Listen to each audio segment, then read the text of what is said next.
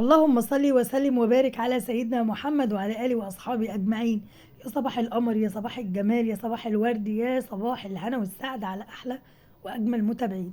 النهارده بقى زي ما انتم شايفين هنعمل النهارده غدا سريع كده، ومش هياخد مننا وقت خالص. تمام، طبعا شايفين معانا كده سمك، يعني ايه؟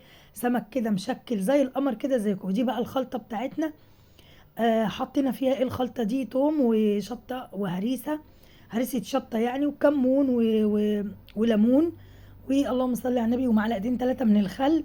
انا بصراحة ما كنتش ناوية اصور بصراحة، فبعد بقى ما جهزت كده الخلطة وخلاص كده كنت عايزة البس يعني وانزل، علشان خاطر جالي يعني خبر كده ان اخويا عايزة منكم تدعوا له كده بظهر الغيب، ان هو يعني بيعمل عملية في المستشفى. فما كنتش ناوية اصور، فقلت بما ان كده كده الحاجه خلاص جاهزه معايا، فتوكلت على الله. قلت اعمل غدا بقى لولادي بدري قبل ما انزل، وان شاء الله اروح ازوره في المستشفى. ان شاء الله ربنا يعافيه ويشفيه، وشفاء يا رب عاجلا باذن الله، ويشفي مرضى المسلمين. هنسمي الله بقى، ومعانا اجمل خلطه لاحلى شويه سمك في الدنيا. السمك ده انا جايباه طازه يا جماعه، وكان زي العسل. تمام، هنا انا بخرط ايه؟ بخرط طماطم، بخرط خضره، خضره مشكله يعني من المحشي، وجرجير. الخضره اللي يعني اللي احنا بنجيبها بتاعت المحشي العاديه بتاعتنا، البقدونس، الكزبره، اي حاجه عندك خرطيها مع الخلطه دي. تمام، وجرجير. وبعد كده جبنا بصلايه كده كبيره، خدت نصها بس، والنص التاني هنعمل بيه حاجه تانية.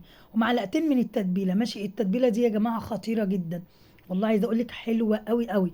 حطي بقى بهارات، حطي كزبره، حطي توم، حطي خل، حطي ليمون، حطي بابريكا، حطي اللهم صل على النبي كمون، طبعا السمك بيحب الكمون الكتير، ومعلقه من هريسه الشطه، ولو بتحبي كمان الشطه سبايسي شويه حطي كمان معلقه.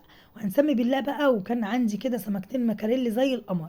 تمام، هنبدا بقى نسمي الله كده، ونحيق كده السمك بتاعنا كده، ونحدقه ونخليه زي القمر. اهم حاجه في السمك انك تظبطي ملحه، ما تخليهوش لا دلع ولا حادق، يعني ملحه يبقى مظبوط. جبنا بقى الصينيه بتاعتنا، وحطينا في الارضيه كده معلقتين 3 من الخلطه اللي احنا عاملينها بالخضره والطماطم والبصل اللي احنا خرطناه. تمام، وهبدأ بسم الله كده وايه، ونحدق السمك بتاعنا ونحشيه بقى من الخلطة اللي احنا عملناها. عايزه اقول لك صينية سمك من الاخر. عايزه اقول لك كمان ان مفيش حد في البيت بياكل السمك ده غير انا وبنتي وجوزي بس. بقيت ولادي استحالة ياكلوه، فعلشان كده مرضتش اجيب كمية يعني كتير ولا حاجة، علشان ايه؟ هتبقى وجبة واحدة بس. وبما ان بقى السمك من الايام دي ملعلع كده وزي القمر ومورد كده في السوق، احنا عموما بنحب السمك جدا في الشتاء، لكن في الصيف ما برجحوش كتير. هنجيب هنا خرطنا بطاطستين كده حلوين صغننين مع طماطمايه، وهنيجي كده نحط في الفراغات. انتوا عارفين انتوا الفراغات ما بين السمك، هنحط بقى ايه؟ بطاطايه وطماطمايه وقرن فلفل. وطبعا ما تنسيش كده قرن فلفل حراق كده، يدي ريحه وطعم للاكله بتاعتنا او الصينيه بتاعتنا. شايفه دي صينيه بيتزا مش سمك يا جماعه.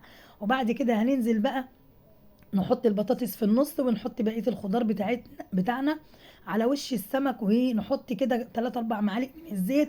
وكده الصينيه بتاعتنا جاهزه تدخل الفرن.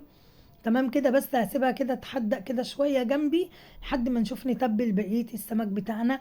كان معايا كده 6 سمكات كده مكاريل حلوين زي القمر، هنجيبهم برضو نحدقهم، وهنعمل لهم احلى تغميسه باذن الله. تغميسه دي ايه؟ لا مش هنغمس بالعيش، لا، تغميسه هنغمس فيها السمك وبعد كده نقليه. عايزه اقول لك طريقه حلوه جدا وسهله ومريحه، وتخلي السمك معاكي مقرمش جدا كده، بيبقى طري كده ومستوي من جوه. هنملح بقى السمك بتاعنا بالخلطه اللي احنا عملناها. لو عندك بهارات سمك حطيها، لكن انا البهارات اللي انا حطاها كفايه جدا جدا. وطبعا ما تنسيش الليمون، وتوصي شويه بالليمون عشان السمك بتاعك يبقى مزز وما فيهوش زفاره. ده بقى سمك المكرونه، ده كده نص كيلو من سمك المكرونه. عايزه اقول لكم يعني الاسعار زي ما هي، مفيش حاجه نزلت ولا حاجه طلعت. السمك المكرونه ده الكيلو عامل منه ب 130 جنيه. تمام، جبنا نص كيلو كده بس سمك زي العسل، وهنحدقه برده ونعصر عليه كده عصرتين ليمون، ونسيبهم كده شويه. وبعد كده هنغلف بقى صينيه السمك بتاعتنا المكاريل اللي احنا عملناها، وبقى ندخلها الفرن تاخد كده تسويتها زي القمر. وبعد كده نشيل ورق الفويل ونسيبها تاخد وش. تمام، تعالوا بقى نجهز التغميسه اللي هنعملها للسمك اللي زي القمر، اللي هتاكليه كده وتحس ان انت جايباه من احسن واجدع مطعم. هنجيب هنا كوبايتين من الدقيق، معاهم نص كوبايه من النشا، معاهم بقى بابريكا وكمون وملح وكركم وبودرة زعفران. تمام. ولو مش موجودة بودرة الزعفران مش مشكلة خالص. وهنحط كده حوالي نص كوبايه من الميه. المهم القوام معاكي ما يبقاش خفيف، المهم يبقى القوام معاكي زي القوام الكيكه كده بالظبط، ماشي، علشان يمسك على السمكيه. لو التغميسه جت معاكي خفيفه مش هتمسك على السمكه، هتلاقيها اتزحلقت وانت كده ما عملتيش حاجه وهيقع منها الكفر على طول. جبنا بقى هنا السمك المكرونه الاول، هنبدا بيه ونسمي بالله ونصلي على الرسول ونشوف بقى هنقلي احلى واجمل سمك في الدنيا. اهم حاجه في السمك ان الزيت يبقى ايه، مغطيه. بصوا بقى جماله بعد ما نزلنا فيه بقى، غمسناه في التغميسه بتاعتنا ونزلنا بيه في الطاسه على طول. بصوا بقى لونه وجماله، عايزه اقول لك مقرمش من بره ومستوي من جوه وشكله تحفه جدا. ده كمان الكاميرا مش مبينه اللون الذهبي المحمر الجميل بتاعه، عايزه اقول لك والله لونه احلى من كده بكتير. تمام كده، هنطلعه بقى ونصفيه كويس من الزيت ونطلعه كده على طبق، كده طبق فيه حبة جرجير كده، حبة بقدونس، حركات بقى وبتاع من اللي احنا بنعملها دي مع أكلة السمك.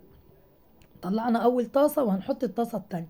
طيب انت مش حابة تعملي كده أو الطريقة دي مثلا ما بتحبيهاش، عادي جدا، طلعيه من التغميسة وحطيه في الدقيق، هيديكي قرمشة برضو وهيبقى حلو قوي. يعني اعملي نفس التغميسة بتاعت السمك دي، وبعد كده عفريه في الدقيق وانزلي بيه في الزيت، هيبقى حلو قوي. وادي صينيه المكاريلي معانا شغاله في الفرن، هشيل بقى ورق الفويل عشان تاخد لون. بصوا انا بحط السمكيه في التغميسه وانزل بيها في الزيت سخن على طول. تمام. واهم حاجه الزيت بتاعك يكون مغطي السمك، وكمان لو حسيتي ان الزيت غمق او فيه حروق او حاجات كده نزلت حروقه الزيت، صفيه وارجعي اقلي فيه السمك تاني. تمام. شايفين بقى السمك يا جماعه وجماله؟ دي كده كانت اخر طاسه معايا تقريبا. دول كده اخر سمكتين هنقليهم ونطلعهم ونصفي بس الاول الزيت منها كويس. والله عايزه اقول لكم كانت مقرمشه وطعمها جميل جميل، عايزه اقول لك الخلطه خطيره. وكمان لما بتحدقي الدقيق اللي هتعملي بيه السمك بيبقى حلو جدا. تمام. هناخد هنا معلقتين من الزيت اللي احنا قلينا فيه السمك، ماشي، معلقتين من الزيت ونحط عليهم حبه زيت كمان. انا هاخد بس معلقتين من الزيت اللي قلينا فيه عشان يديني طعم، لكن انا يعني هكمل بالزيت العادي بتاعنا اللي هو الزيت النضيف يعني. تمام. بس انا عايزه طعم السمك يبقى في الرز. وجبنا بقى بصلايه كده من الفريزر، دبلناها وبعد كده حمرناها باللون ده. يعني انا مش عايزاها توصل للون اللي هو المحروق ولا اللون الفاتح، عايزاها اللون ده. وبعد كده نخرط بقى قرن فلفل حلو كده حامي عندك. ولو انت بقى بتحبي الرز بالصلصه ممكن تحطي له معلقتين صلصه او تبشري طماطميتين وتنزلي بيهم في المرحله دي، هيديكي بقى احلى رز كده بالصلصه الحمراء صياديه تحفه. بعد البصله بقى ما وصلت للون ده حطيت قرن فلفل وشوحته مع البصل، وبعد كده نزلنا بالميه. طبعا كنت غاسله معايا نص كيلو من الرز، انت عايزه تعملي اكتر من كده خير وبركه، وربنا ان شاء الله يملى بيكم كلها خير وبركه باذن الله. نزلنا بقى بنص كيلو من الرز وهنقلبه كده تقريبا اكتر من نص كيلو يعني تقريبا، انا بس ايه مش فاكره لان اليوم ده كنت مضغوطه جدا. وزي ما انتم شايفين كده خلصنا الرز بتاعنا، وزي ما انتم شايفين احلى واجمل رز اتعمل، ما خدش وقت خالص. وادي سمك المكرونه اللي زي القمر المدلع، عارفين انتوا السمك المدلع هو ده. وادي البولتي معانا زي ما انتم شايفين شكله وجماله زي القمر. وكمان معانا الحاجه الساقعه، كان ابني جاي من بره وجايب لي حاجه ساقعه وهو ما بياكلش السمك بس جايب لي حاجه ساقعه، انا مش عارفه ليه. يلا بقى. وبعد كده بقى جبنا السلطة الحلوة بتاعتنا الخضراء اللي بنعملها دي، ما لازم تبقى كل يوم على أي سفرة بالذات في الشتاء علشان طبعا مقاومة البرد وكده. فلازم السلطة دي معانا كل يوم على الغدا. وسواء بقى مخلل بقى عندك ليمون مخلل بقى عندك لفت عندك أي حاجة مخللة حطيها هتبقى زي القمر. عملنا ايه بقى؟ السلطه خلاص كده حطينا عليها ملح وخل وحيقناها وغرفناها في الطبق بتاعنا اللي زي القمر. وادي كمان غرفنا طبق رز كمان زي ما انتم شايفين بقى، نزوقه بقى بحبه جزر كده. عايزه اقول لك اكلات الشتاء دي جميله جدا، حتى السمك في الشتاء بيبقى له طعم مميز وشكل مميز. يعني اعوذ بالله من كلمه، انا بحب السمك في الشتاء جدا، لكن في الصيف بصراحه ببعد عنه. زي ما انتم شايفين كده معانا احلى صينيه، عملنا طبق حلو، عايزه اقول لك طبق في مطاعم يعني.